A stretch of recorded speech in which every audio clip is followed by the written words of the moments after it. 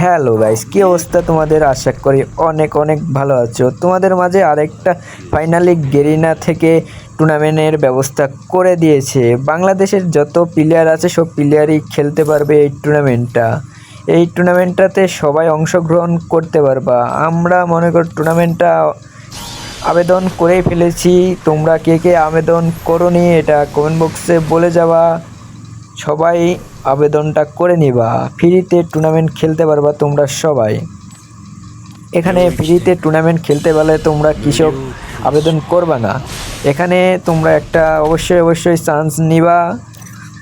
বাংলাদেশ টুর্নামেন্টের আয়োজন করা হয়েছে। এখানে বাংলাদেশ টুর্নামেন্ট যদি জিতো তাহলে ফাইনালি তোমাদেরকে সৌদি আরবে নিয়ে যাই খেলানো হবে এই টুর্নামেন্টটা।